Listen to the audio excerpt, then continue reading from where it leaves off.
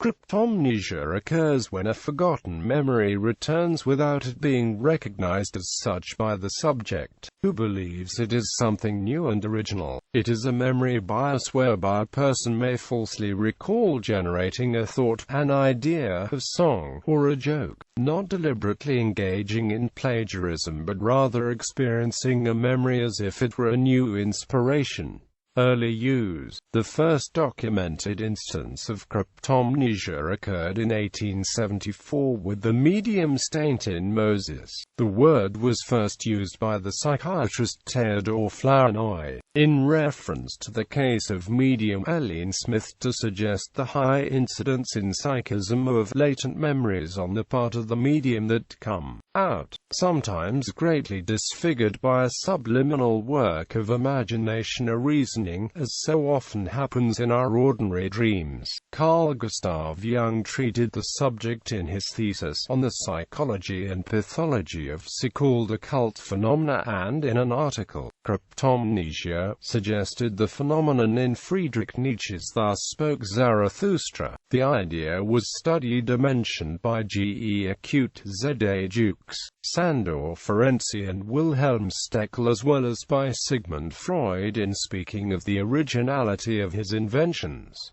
Experimental research. In the first empirical study of cryptomnesia, people in a group took turns generating category examples. They were later asked to create new exemplars in the same categories that were not previously produced, and also to recall which words they had personally generated. People inadvertently plagiarized about 3 to 9% of the time, either by regenerating another person's thought or falsely recalling someone's thought as their own. Similar effects have been replicated using other tasks such as word search puzzles and in brainstorming sessions. Research has distinguished between two kinds of cryptomnesia, though they are often studied together. The distinction between these two types of plagiarism is in the underlying memory bias responsible. Specifically, is it the thought that is forgotten, or the thinker? The first type of bias is one of familiarity. The plagiarizer regenerates an idea that was presented earlier, but believes the idea to be an original creation. The idea that is reproduced could be another's idea, or one's own from a previous time.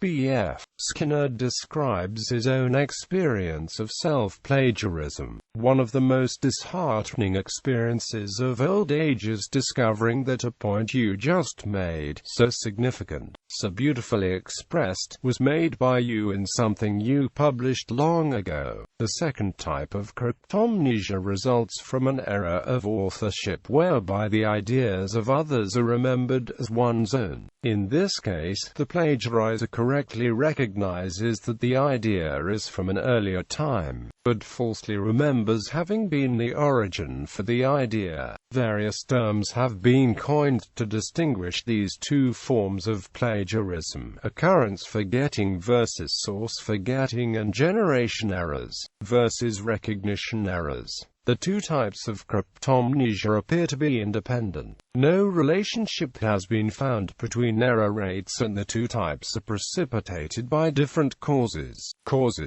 Cryptomnesia is more likely to occur when the ability to properly monitor sources is impaired. For example, people are more likely to falsely claim ideas as their own when they were under high cognitive load at the time they first considered the idea. Plagiarism increases when people are away from the original source of the idea, and decreases when participants are specifically instructed to pay attention to the origin of their ideas. False claims are also more prevalent for ideas originally suggested by persons of the same sex, presumably because the perceptual similarity of the self to a same-sex person exacerbates source confusion. In other studies, it has been found that the timing of the idea is also important. If another person produces an idea immediately before the self produces an idea, the other's idea is more likely to be claimed as one's own, ostensibly because the person is too busy preparing for their own turn learn to properly monitor source information. Value, as explained by Carl Jung in Man and His Symbols, an author may be writing steadily to a preconceived plan, working out an argument or developing the line of a story, when he suddenly runs off at a tangent. Perhaps a fresh idea has occurred to him, or a different image, or a whole new subplot. If you ask him what prompted the digression, he will not be able to tell you. He may not even have noticed the change, though he has now produced material that is entirely fresh and apparently unknown to him before. Yet it can sometimes be shown convincingly that what he has written bears a striking similarity to the work of another author, a work that he believes he has never seen.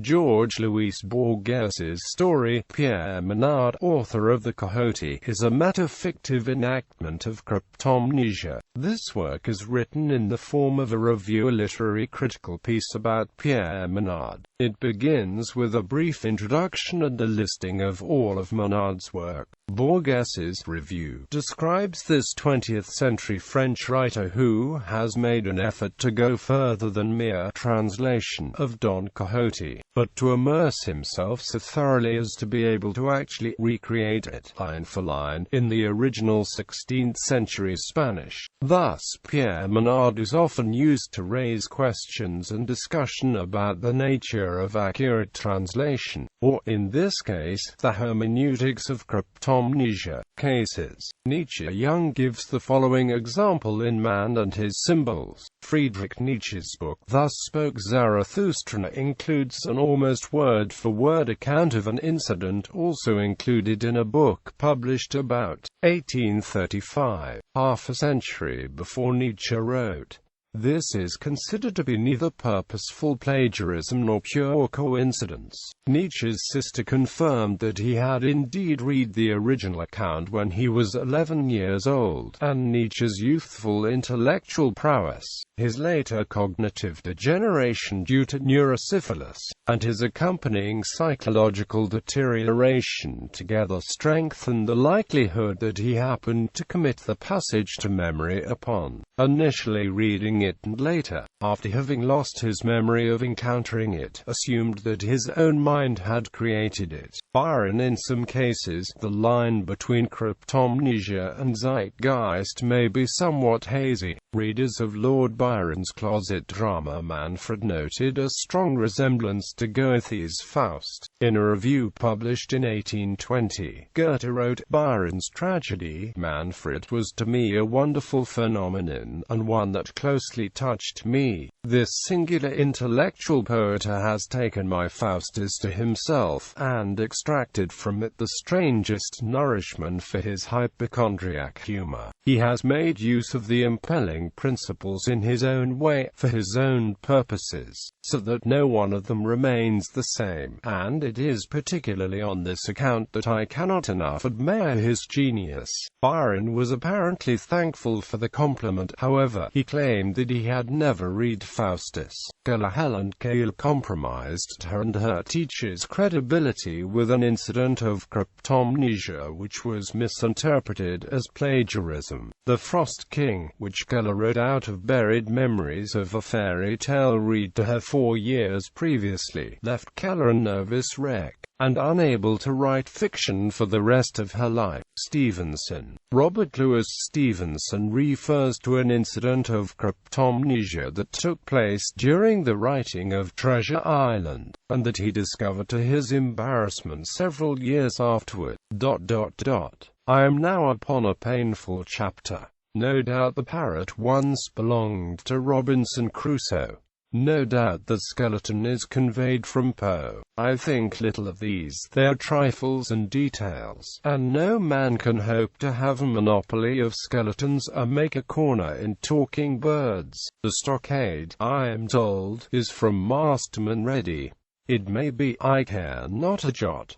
These useful writers had fulfilled the poet's saying, Departing, they had left behind them footprints on the sands of time, footprints which perhaps another, and I was the other. It is my debt to Washington Irving that exercises my conscience, and justly so, for I believe plagiarism was rarely carried farther. I chanced to pick up the Tales of a Traveler some years ago with a view to an anthology of prose narrative, and a book flew up and struck me. Billy Bones, his chest, the company in the parlor, the whole inner spirit, and a good deal of the material detail of my first chapters, all were the property of Washington Irving. But I had no guess of it then as I sat writing by the fireside, in what seemed the spring tides of a somewhat pedestrian inspiration, nor yet day by day after lunch, as I read aloud my morning's work to the family.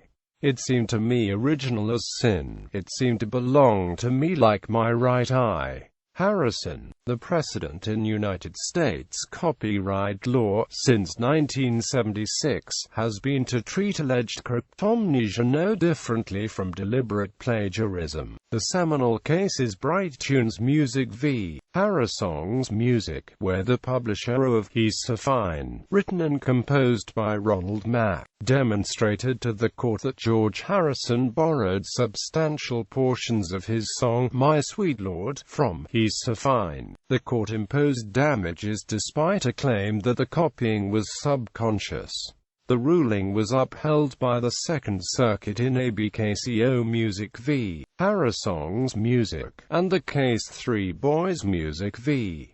Michael Bolton, upheld by the Ninth Circuit, affirmed the principle. Eco. In Interpretation and Overinterpretation, Umberto Eco describes the rediscovery of an antique book among his large collection, which was eerily similar to the pivotal object in his novel The Name of the Rose. I had bought that book in my youth, skimmed through it, realized that it was exceptionally soiled, and put it somewhere and forgot it. But by a sort of internal camera I had photographed those pages, and for decades the image of those poisonous leaves lay in the most remote part of my soul, as in a grave, until the moment it emerged again and I believed I had invented it.